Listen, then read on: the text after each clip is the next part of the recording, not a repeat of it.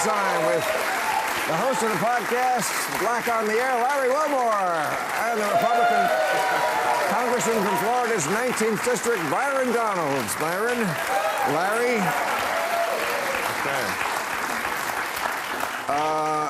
Well, first of all, you're a religious person. Do you want to have a rebuttal to what I just said on the editorial? I may have taken a shot or two at religion.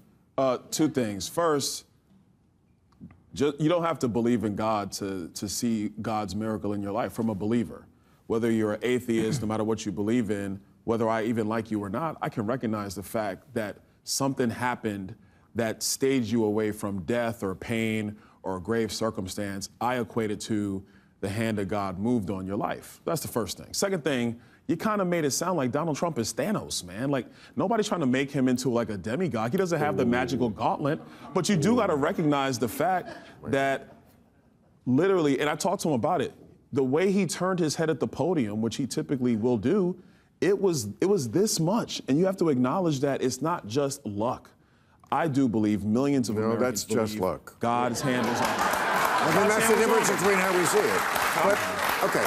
No, we just see that differently. Some people see, there's this order and everything, and some people see randomness. Right. What about the guy behind him who got shot? Because, Tragedy. I know, but like you say, God, God's not happy with that guy? No, but it's like, how do you justify that? Why did God let, It's like, whew, good job, Jesus. Wait, what? Jesus? No, there were two. It wasn't just, there were two. No, never mind. Maybe, what is God's answer to that? Shit happens, I can't be everywhere? It's just, okay, all right. Let's go. Although I will have to say, it's like the abortion thing, that you guys, the wonderful discussion, very entertaining. And by the way, I think that's very healthy to see that. The only thing I'll add to that conversation is that's the conversation you have to have about abortion. Right. Yeah. And you can't shy away from it just by hiding behind your party or hiding behind your labels if we're going to figure out how as a country and as a people we're going to move forward. Right. And I agree with that.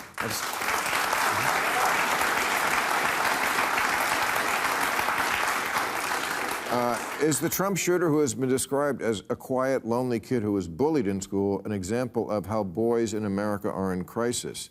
Yeah, I think there's been many books about it, men in crisis. And if you look at the statistics, there's a lot of information about girls too, that would lead one to believe that young people are in crisis no matter what their gender. But boys especially, in this day and age, I think, are living through something I don't think boys ever lived through before. First of all, we live in a kind of an information age. Yeah. What has been the calling card of men for years, brawn, is not valued anymore as much. There's controversy about the Secret Service people who were guarding Trump, because some people say it shouldn't have been women because they were a foot shorter than him. And so that's not the best if you're trying to block a bullet from getting to the president. And kids like that, I'm not saying he did this for this reason, but they see like, wow, even the jobs we used to be better at, like being taller. We can't even get those jobs anymore. Amen. But yeah, I think there's a loneliness epidemic happening now, and you've talked about this many times, of social media being kind of at the heart of it. Yes. One of the benefits of religion, I think, is that at least people are getting out of the house, coming together in a community, and sharing something together, and people can meet there and that kind of thing. When people are isolated, social media, and also the pornification of the culture too, where guys don't have to try as hard to have sex anymore. They can have sex with their phone now, basically. But it's true, honestly. But when you have to work to impress a girl, or put some nice clothes on to go out, even just to a bar, you're being social. There's value to being a social animal. That's how we've lived for all these thousands of years, by being social creatures. Yeah, I agree with you. Young boys, really the last probably 2 decades in America, we got a real problem. Masculinity is important. It's important for not just cultural reasons. It's important for your development from a boy to a man, to realize what's important, to understand that you have a responsibility to go out there and gather and work hard and earn, and you got to have that grit, that toughness to be a leader, to be a husband, to be a father, whether that's a decision you choose to make in your own personal life. But those traits are important for masculinity and for men. To take them away really hurts not just men, it hurts women as well. So I'll say this about the one last thing. Although I don't think it's fair to put the shooter in this particular category because that thing has shown up many times over the past. Remember, Hinckley wanted to impress Jodie Foster, you know.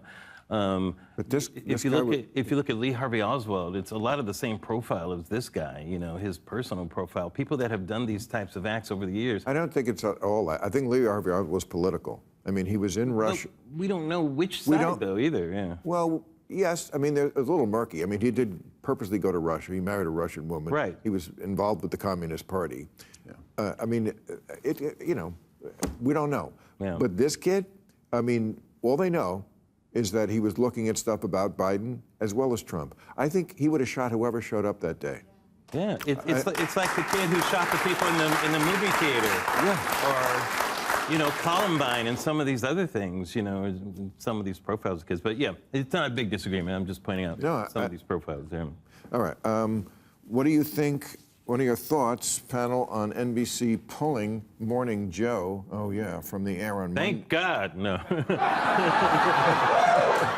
I thought we were in agreement now. I thought we were like, Why? I thought we came together on that point. That's what I thought. Why? We don't like Morning Joe? No, well, I don't. Well, if people don't know what, I mean, I was shocked at this story too. If people don't know what this is. Morning Joe, the shooting was on Saturday. They pulled the show off the air Monday, did not air it because they were afraid that someone on the show would say something untoward. Have they not watched the show for the past 8 years? Why? What are they saying on that show? What do they say about Trump? Oh, about Trump, but yeah. Well, they say everything but negative that you about can't Trump. trust your I don't understand. journalists? Yeah, it doesn't make sense.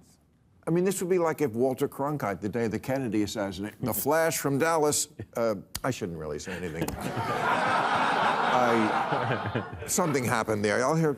I mean, that you can't trust. How could the people trust in these journalists if the network itself can't trust them to go on the air and not fuck it up? Well, also, Morning Joe. You can't be respectful? No, it doesn't make sense. It really, I mean, I make jokes about it, but it really doesn't make sense. It's not like Morning Joe is more partisan than the late night MSNBC lineup. You know, it's just as partisan in terms of where their point of view, where they're coming from. So I don't know why they wouldn't trust that, Okay. and yet they can have. Now, the show's on for me in the middle of the night. Right. So I'm not going to say I see it a lot. right. Okay. I mean, it's on at like 6 in the morning. I mean, I'm Right. barely getting to sleep. What? I'm a comedian. This is the life we live. Okay. That's true. But Joe was like you, a congressman from Florida, a Republican congressman from Florida. I don't think he's a crazy person. I think he's a smart guy. I like him. He's been on this show. I've been on his show. I'd like to hear what he has to say. And I don't know what their decision, what their thing was.